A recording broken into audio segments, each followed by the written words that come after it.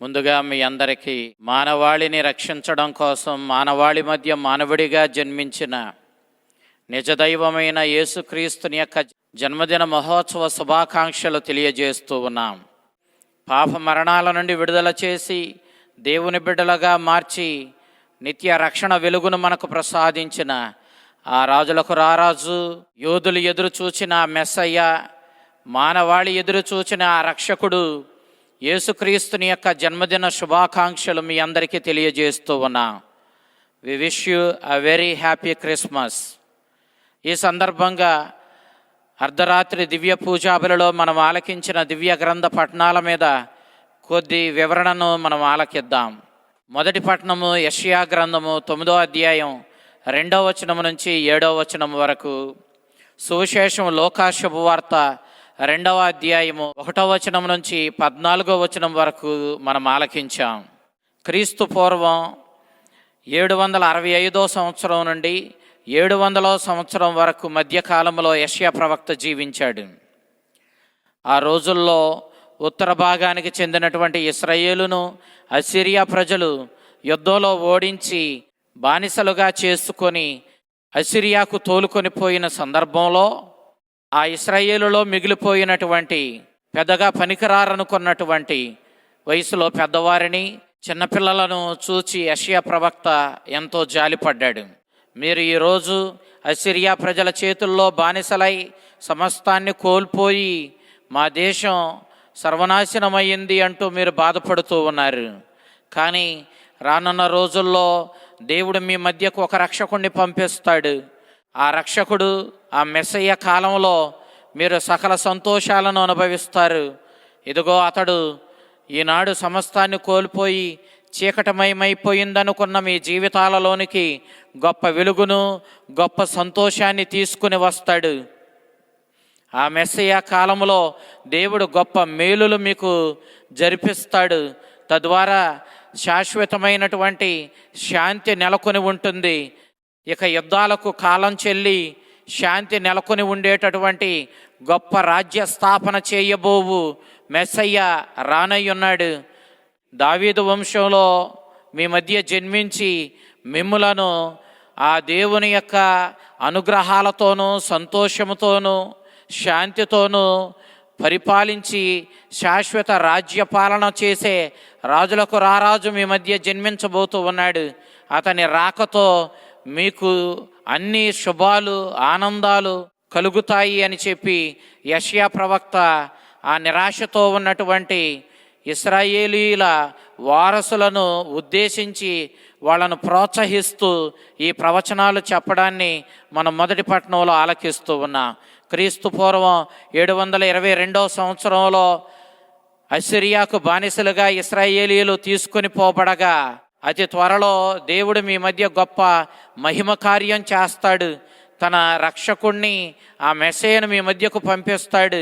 మీ చీకటి బ్రతుకుల్లో వెలుగును ఉదయింప చేస్తాడని చెప్పిన యెషయా ప్రవక్త ప్రవచనం 600 సంవత్సరాల తరువాత అక్షరాల యేసుక్రీస్తులో నెరవేరడాన్ని మనం చూస్తూ ఉన్నాం. ఆ మెస్సయ్య కాలం ఏ విధంగా ఉంటుందంటే, యుద్ధంలో కొల్లగొట్టుకున్నటువంటి సొమ్మును యుద్ధం పూర్తయిన తరువాత సైనికులు ఆనందంతో పంచుకుంటారు కదా, ఆ విధంగానే ఉంటుందని. రైతు పంటను నాటిన తరువాత అది చక్కగా వేపుగా ఎదిగి కోతకాలం వచ్చినప్పుడు తాను పడిన కష్టానికి తగినటువంటి పంటను పొలం నుండి సేకరించే సమయంలో ఆ రైతు ఎంత ఆనందంతో కోత కోస్తాడో, ఆ విధంగానే అంతే ఆనందంతో, అంతకంటే గొప్ప ఆనందంతో ఆ మెస్సయ్య కాలం రాబోతూ ఉందని. కాబట్టి మీరందరూ కూడా చీకట్లో ఉన్నామంటూ, సమస్తాన్ని కోల్పోయామంటూ నిరాశపడకుండా దేవుడు మీకు అనుగ్రహించే ఆ ఆనందకరమైన మెస్సయ్య కాలం కోసం, ఆ వెలుగుతో నిండిన, సంతోషంతో నిండిన ఆ రోజుల కోసం ఎదురు చూడండి అంటూ యెషయా ప్రవక్త ప్రవచించడాన్ని మనం మొదటి పట్టణంలో ఆలకిస్తూ ఉన్నాం. ఆ మెస్సయ్య కాలం వచ్చినప్పుడు ఇశ్రాయేలీలకు ఇక బానిసము ఉండదు. వాళ్ళు స్వేచ్ఛా స్వాతంత్ర్యాలతో, విజయంతో కూడిన ఆనందాన్ని ఆ మెస్సయ్య మీకు తీసుకుని వస్తాడు. పూర్వం మీరు గిద్యోను న్యాయాధిపతి కాలములో మిద్యానీయులను జయించినప్పుడు ఆ గొప్ప విజయం గూర్చి వందల సంవత్సరాలుగా మీరు ఏ విధంగా చెప్పుకున్నారో ఆ మెస్సియా కాలంలో కూడా అతడు సాధించే ఆ విజయాన్ని గూర్చి వందల సంవత్సరాలు మీరు ఈ విధంగా చెప్పుకుంటారని చెప్పి యెషయా ప్రవక్త ప్రవచించాడు. న్యాయాధిపతుల గ్రంథము 7వ అధ్యాయము 1వ వచనం నుంచి 8వ వచనం వరకు 28వ వచనంలో మనము గిద్యోను మిద్యానీయులపై సాధించిన విజయం గూర్చి మనం ఆలకిస్తాం. ఇంత గొప్ప ఆనందకరమైన విజయం అతని జననంతో మీకు సంతరిస్తుంది. అతని జననంతో మొత్తం సృష్టి తలకిందులవుతుంది. అప్పటి వరకే ఉన్నటువంటి పరిస్థితులన్నీ తారుమారవుతాయి. మీ చీకట్లు, మీ దుఃఖము, మీ అపజయము అంతమొందించబడి విజయముతో, ఆనందముతో, వెలుగుతో మీరు సంతోషంగా గడిపే ఆ గొప్ప విజయంతో కూడిన రోజులు రాబోతూ ఉన్నాయి. శాంతికరమైన రోజులు అతడు స్థాపిస్తాడు. దావీదు వంశంలో జన్మించే అతని జననము ఈ గొప్ప శకానికి నాంది పలుకుతుంది. ఈ గొప్ప నూతన శకంలో ఈ ఆనందకరమైనటువంటి పరిణామాలన్నీ చోటు చేసుకుంటాయి అని చెప్పి యెషయా ప్రవక్త ప్రవచించాడు. సమూయేలు 2వ గ్రంథము 7వ అధ్యాయము 12వ వచనం నుంచి 16వ వచనం వరకు మనం చూసినప్పుడు ఆ ఇమ్మానుయేలు, ఆ మెస్సయ్య, రాజులకు రారాజు దావీదు వంశంలో జన్మిస్తాడని నాతాను ప్రవక్త ప్రవచించాడు. ఆ ప్రవచనం అక్షరాల ఇదిగో నెరవేరబోతుందని యెషయా సూచించాడు. ఇదిగో అతడు సొలొమోను రాజు కంటే గొప్ప జ్ఞానం కలవాడై ఉంటాడు. అతడు దావీదు కంటే గొప్ప పరాక్రమము కలవాడై ఉంటాడు. అతడు మోషే వలె గొప్ప సుగుణంతో విరాజిల్లుతాడు అని చెప్పి యెషయా ప్రవక్త ఆ మెస్సయ్యను గూర్చి ప్రవచించాడు. దావీదు రాజరికాన్ని శాశ్వతంగా స్థాపించువాడు. దావీదు వంశానికి వంశోద్ధారకుడు అతడేనని యెషయా ప్రవక్త ప్రవచించాడు. అతడు శాంతిని స్థాపిస్తాడు అన్నాడు. అవును, అతడు మానవులకు దేవునికి మధ్య శాంతిని స్థాపిస్తాడు. అంతేకాదు, మానవుల మధ్య ఒకరి ఎడల ఒకరికి ద్వేషభావాలు అంతమొందించి శాంతిని నెలకొల్పుతాడు. అతని బోధల వల్ల, అతని జననం వల్ల, అతని మనుష్యావతారము వల్ల మానవాళి దేవునితో సఖ్యపడడానికి, తన పొరుగువారితో కూడా సఖ్యపడడానికి అతడు గొప్ప కారకుడవుతాడు. అతడు దైవ స్వభావము, మానవ స్వభావము, 2 స్వభావాలు మన ఊహలకు అతీతమైన, మన జ్ఞానానికి అతీతమైన రీతిలో ఐక్యమై దైవము మానవుడు అయి ఉన్నాడు. కాబట్టి అతడు దేవునితో మనల్ని చాలా సులువుగా సఖ్యపడేలా చేయగలుగుతాడు. అతని కార్యాలు దివ్య స్వభావాన్ని కలిగి ఉంటాయి. కాబట్టి అతని కార్యాల వల్ల అతడు మానవాళిని దేవునితో చాలా సులువుగా ఐక్యపరచగలుగుతాడు. ఎందుకంటే అతడే దేవుడు, అతడే మానవుడు.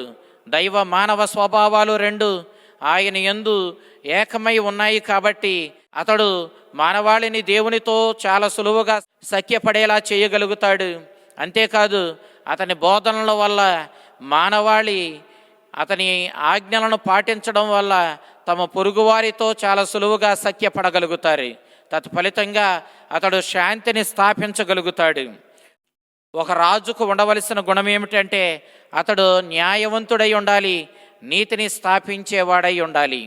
ఈ 2 లక్షణాలు ఈ మెస్సయ్యకు, ఈ రాజులకు రారాజైనటువంటి ఈ లోకరక్షకునికి ఉంటాయి. కాబట్టి అతడే నిజమైన రాజు, నిజమైన రాజ్య స్థాపన చేసి శాంతిని స్థాపించే రాజై ఉంటాడు. అతని జననం దేవుడు మానవునికి ఇచ్చే గొప్ప వరము, గొప్ప ఉచిత అనుగ్రహము. అతడు జన్మించడం ద్వారా గొప్ప మార్పు ఈ లోకంలో సంతరించుకుంటుంది. చరిత్రలో జరిగిన ఎన్నో గొప్ప సంఘటనల కంటే ఈ సంఘటన అత్యున్నతమైందై ఉంటుంది. చరిత్ర స్థితిగతులను మార్చగలిగిందై ఉంటుంది. నశించిపోయే మానవ స్వభావం కలిగిన మానవుడు నశింపు ఎరుగని దేవుని స్వభావంతో ఐక్యపరచబడుతున్నాడు. కాబట్టి ఈ రాజులకు రారాజు మెస్సయ్య జననము ద్వారా మానవాళి దైవ స్వభావంతో ఐక్యపరచబడి, దేవునికి దగ్గర చేయబడి, దేవుని స్నేహాన్ని తిరిగి పొందుకొని దేవుని బిడ్డలుగా, దేవుని దైవత్వాన్ని పొందుకున్న వారిగా, దేవుని యొక్క అనుగ్రహాలకు పాత్రులైన వారిగా, దేవుని స్నేహితులుగా, మానవులు మారడానికి ఇతని జననం గొప్ప కారణమవుతుంది. ఇతని జననము దేవుడు సంకల్పించిన ఉచితానుగ్రహము. మానవాళికి దేవుడు తన అనుగ్రహాలను నిండుగా ప్రసాదించాలి అనుకున్నప్పుడు తన కుమారుడు దైవము అయిన యేసుక్రీస్తుని యొక్క ఆ మెస్సయ్య యొక్క జననము మానవాళికి దేవుని సమస్త ఉచితానుగ్రహాలను తీసుకుని వచ్చే గొప్ప జననంగా, గొప్ప చారిత్రక సంఘటనగా, అన్ని చారిత్రక గొప్ప సంఘటనల కంటే కూడా గొప్పదైన గొప్ప సంఘటనగా ఇది మానవ చరిత్రలో నిలిచిపోతుంది అన్న విషయాన్ని మనం ఈనాడు ఈ దివ్య గ్రంథ పఠనాల ద్వారా గ్రహించగలుగుతూ ఉన్నాం. మనం నేటి సువిశేషాన్ని చూసినప్పుడు లూకా శుభవార్త 2వ అధ్యాయం 1వ వచనం నుంచి 14వ వచనం వరకు మనము ఆలకించినప్పుడు రోమీయ చక్రవర్తి అయిన అగస్తు జనాభా లెక్కల సేకరణ జరపాలి అని చెప్పి ఆజ్ఞాపించాడు. ఆ సమయంలో మరియమాత నిండు చూలాలు. ఆ స్థితిలో ఉన్నటువంటి మరియ తల్లిని ఒంటరిగా వదిలి వెళ్ళడానికి యోసేపు ఇష్టపడలేదు. మరియమాతను కూడా వెంటబెట్టుకొని యోసేపు తన పూర్వీకుల నివసించినటువంటి బెత్లెహేము నగరానికి జనాభా లెక్కల్లో తన పేరు నమోదు చేయించుకోవడానికి ప్రయాణమై వెళ్ళాడు. తద్వారా ప్రవక్తలు ప్రవచించినట్లు బెత్లెహేములోనే ఆ మెస్సయ్య, రాజులకు రారాజు ఆ క్రీస్తు ప్రభు జన్మించడం, తద్వారా ప్రవక్తలు ప్రవచించిన ప్రవచనాలన్నీ నెరవేరడం మనం ఇక్కడ చూస్తూ ఉన్నాం. నిజానికి మరియ యోసేపులకు మెస్సయ్య బెత్లెహేములో జన్మిస్తాడని ప్రవక్తలు ప్రవచించిన విషయం ఎంతవరకు తెలుసో తెలియదో మనకు తెలియదు. కానీ వారు మాత్రం బెత్లెహేములకు చేరుకున్న తరువాతే ఆ రాజులకు రారాజు మెస్సయ్య జన్మించడం, అతడు పూరిపాకలో పశువుల శాలలో జన్మించడం, ఆ జన్మించిన ఆ బాలుణ్ణి పశువుల తొట్టెలో పరుండబెట్టబడి ఉండగా ఆ శుభ సందేశం గొల్లలకు అందించబడడం, వీటన్నిటినీ మనము ఈనాటి సువిశేషంలో ఆలకిస్తూ ఉన్నాం. ఈ రీతిగా దైవ సంకల్పం నెరవేరింది. దావీదు వంశస్థులు నివసించిన, స్వయంగా దావీదే జన్మించిన బెత్లెహేమునకు మరియ యోసేపులు చేరుకున్న తరువాత ఆ దివ్య బాలయేసు ఆ మెస్సయ్య దావీదు వంశంలో జన్మిస్తాడు, శాశ్వత రాజ్యపాలన చేస్తాడని ప్రవక్తలచే ప్రవచించబడినటువంటి ఆ మెస్సయ్య బెత్లెహేములో జన్మించడం, ఆ రీతిగా దైవ సంకల్పం నెరవేరడం మనం చూస్తూ ఉన్నాం. శుభ సమాచారాన్ని గొల్లలు ఆలకించడం ద్వారా మనము మరియమాతకు యేసుక్రీస్తు తొలుచూలు కుమారునిగా జన్మించాడని గ్రహిస్తూ ఉన్నాం. అయితే దాని అర్థం మరియమాతకు అటు తరువాత ఇంకా బిడ్డలు ఉన్నారని కాదు.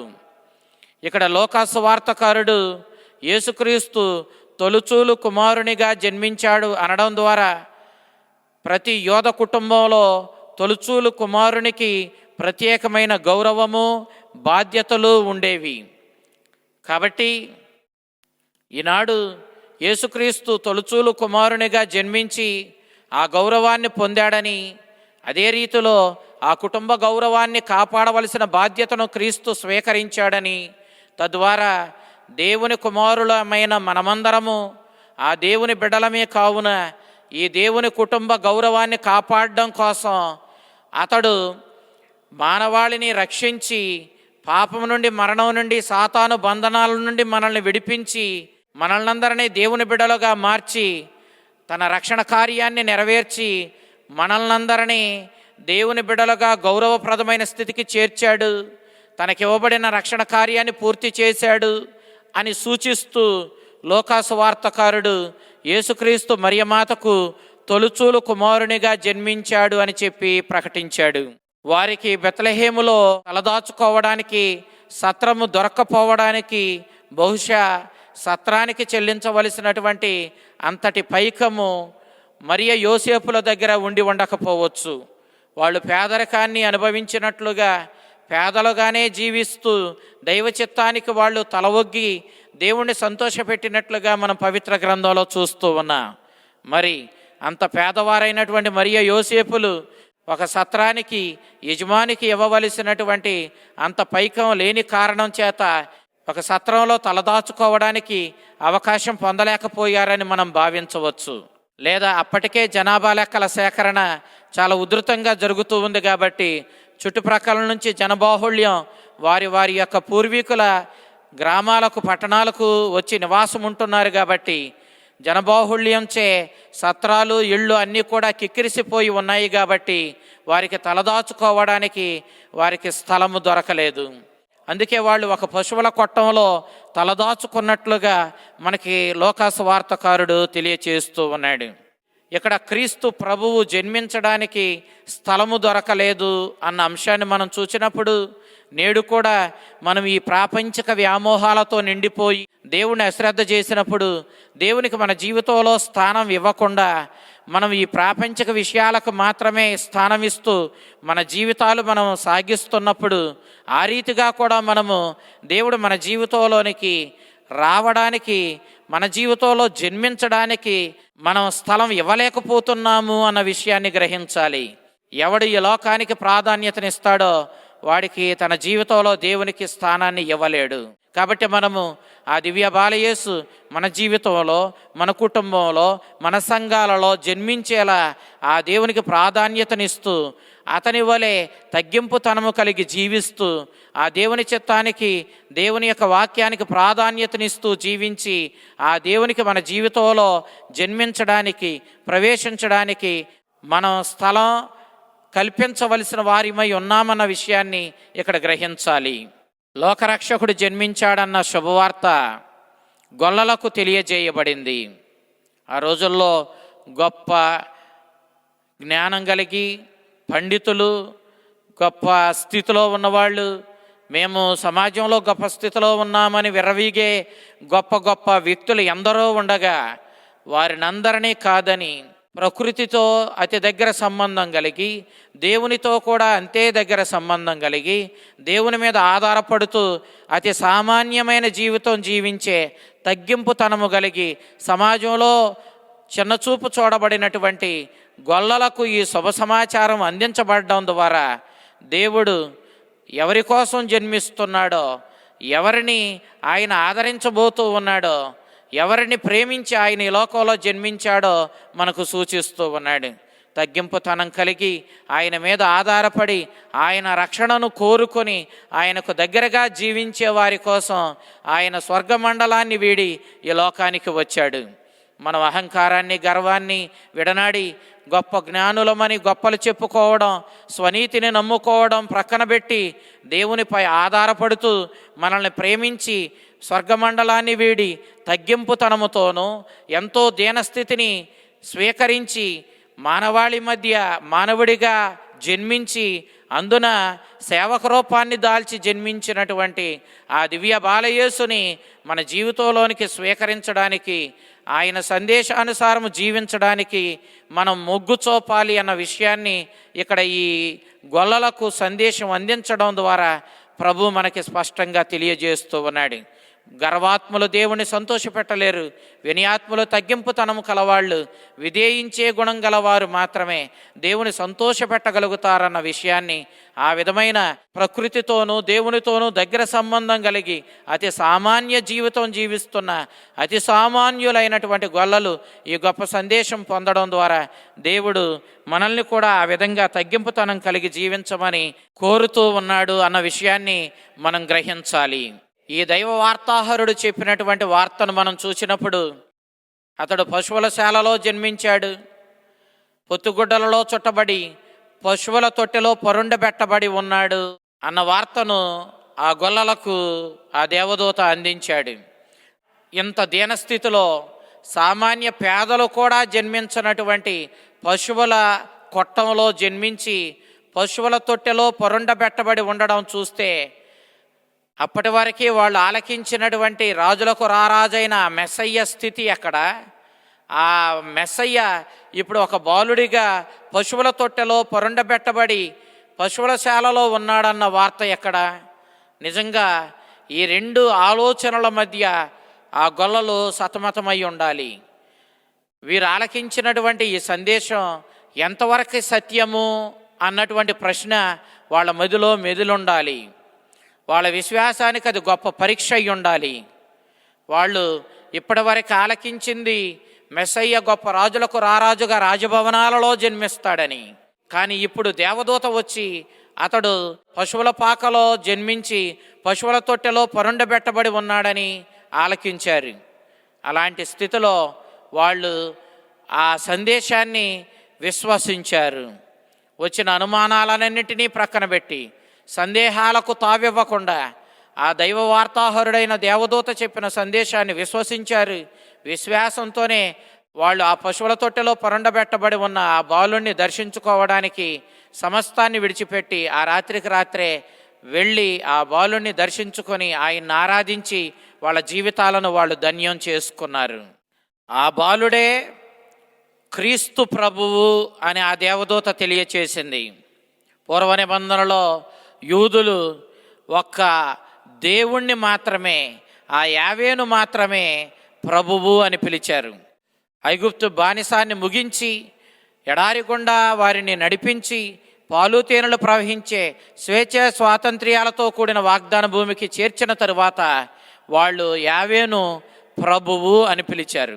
కానీ ఈనాడు ఆ బాలుణ్ణి మీరు ఎదురు చూచిన ఆ అభిషిక్తుడు, ఆ మెస్సయ్య, ఆ రాజులకు రారాజు, ఆ ప్రభువు ఇదిగో పశువుల తొట్టెలో పరుండబెట్టబడి ఉన్నాడు అని ఆ దేవదూత తెలియచేసింది. అనగా ఈ బాలుణ్ణి క్రీస్తు ప్రభువు అని ఆ దేవదూత తెలియపరిచింది.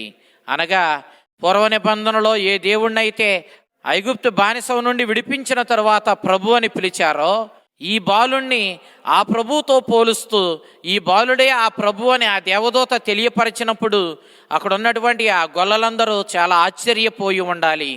అయినప్పటికీ వాళ్ళు ఆ ప్రభు దగ్గరికి విశ్వాసంతో వెళ్ళారు, ఆరాధించారు, వాళ్ళ జీవితాలను వాళ్ళు ధన్యం చేసుకున్నారు. ఈ సందర్భంలో స్వర్గం నుండి దేవదూతలు దిగి వచ్చారు. స్వర్గము భూమండలము ఐక్యపరచబడిన క్షణం అది. ఏ దేవుణ్ణైతే ఈ దేవదూతలు ఆరాధిస్తున్నారో ఆ దేవుడే మానవుడై మన మధ్యకు వచ్చాడు. పునీత పౌలు ఫిలిప్పీలకు రాసినటువంటి లేఖ 2వ అధ్యాయము 6వ వచనం నుంచి మనం చూసినప్పుడు, అతడు ఆది నుండి దైవమై ఉండి తనను తాను తగ్గించుకొని రిక్తుణ్ణి చేసుకొని సేవక రూపాన్ని దాల్చి మానవుడై మన మధ్య జన్మించాడు అని చెప్పాడు. కాబట్టి ఆ దైవం మానవుడై మానవుల మధ్య జన్మించినప్పుడు స్వర్గమే భూమండలంపై ప్రత్యక్షమైన రోజు ఇది. అందుకే స్వర్గంలో నివసించే దేవదూతలు భూమండలానికి దిగివచ్చి భూమిపై మానవుడిగా జన్మించిన తమ ప్రభువుని వాళ్ళు స్తుతిస్తూ మహిమ గీతాలు పాడారు. ఇదిగో మానవాళిని ప్రేమించి మానవుడిగా జన్మించిన దేవుడు స్తుతింపబడునుగాక. ఆ దైవ కుమారుని జననము దేవుడే ఏర్పరిచిన గొప్ప మహిమ కార్యము. ఈ గొప్ప మహిమ కార్యాన్ని చేసిన దేవుడు స్తుతింపబడునుగాక. అంతేకాదు ఆ దేవుని స్నేహితులు గొప్ప ఆనందాన్ని సంతోషాన్ని పొందుదురుగాక. ఎందుకనంటే ఎవరెవరైతే దేవుని విధేయిస్తున్నారో, తగ్గింపుతనం కలిగి ఆ దేవుని సంతోషపెడుతూ దేవునికి దగ్గరగా జీవిస్తున్నారో వారందరికీ గొప్ప శుభ సమాచారం అందించబడుతూ ఉంది. దేవుడే మానవుడై వచ్చాడు, తన మీద ఆధారపడు వారిని అందరినీ ఆదరించడానికి వచ్చాడు, వాళ్ళందరినీ రక్షించడానికి వచ్చాడు. కాబట్టి దేవుని స్నేహితులకందరికీ ఇది గొప్ప శుభ సమాచారము, ఆనందించదగ్గ గొప్ప సువిశేషము, సందేశము అని చెప్పి ఆ దేవదూతలు ప్రకటించడాన్ని మనం చూస్తూ ఉన్నాం. మానవుడు తన స్వశక్తితో ఎంతగా దేవుణ్ణి ఆరాధించినా స్తుతించినా దేవునికి తగినటువంటి మహిమను స్తుతిని చేయలేడు. కాబట్టే ఈనాడు దేవుడు మానవుడిగా జన్మించడం ద్వారా దేవుడు మానవుడు అయిన ఆ రక్షకుడు మనల్ని తన యొక్క మహిమ కార్యాల ద్వారా దేవునికి తగినటువంటి మహిమను మనం చేకూర్చగలిగినట్లుగా, ఆయన్ను స్తుతించి ఆయనకు ఘనతను ఆపాదించగలిగినట్లుగా మనల్ని చేయగలుగుతాడు. ఎవరు క్రీస్తునందున్నారో వారు దేవుని యందున్నారు. వారు చేయు స్తుతులు, ఆరాధనలు దేవునికి ఎంతో ఆమోదయోగ్యమైనవి, ప్రియమైనవిగా మారతాయి. అందుకే మనం క్రీస్తు ద్వారా దేవునితో సఖ్యపడగలిగాము. క్రీస్తునందు క్రీస్తుని వాక్యానుగుణంగా మనుష్యావతారం ఎత్తిన ఆ బాలయేసుని ఆరాధించి ఆయనను స్తుతించి ఆయన చిత్తానుసారము జీవించడం ద్వారా మనమందరము ఆ పరలోక తండ్రితో సఖ్యపడగలుగుతూ ఉన్నాం. అంతేకాదు క్రీస్తుని సందేశానుసారము జీవించడం ద్వారా మన పొరుగువారితో కూడా మనము సఖ్యత కలిగి ఉండగలుగుతూ ఉన్నాం. ఈ రీతిగా శాంతికరుడైనటువంటి రాజు శాంతిని స్థాపించి మనల్ని దేవునితో ఐక్యపరచి మనల్ని దేవుని బిడలుగా మార్చి తాను మానవ రూపాన్ని దాల్చి మానవాళిని దైవత్వంతో ఐక్యపరిచి దేవుని బిడలుగా మారుస్తూ దేవునికి దగ్గర చేయడానికి విచ్చేసినటువంటి ఆ దైవ మానవ స్వభావాలు కలిగినటువంటి ఆ దివ్య బాలయేసుని ఈనాడు మనము ఆరాధిద్దాం.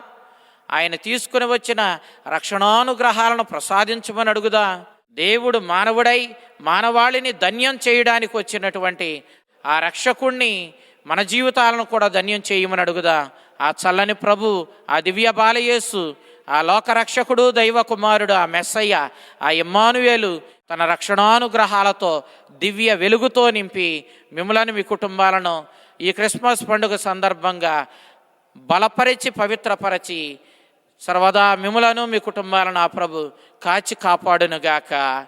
ఆమేన్.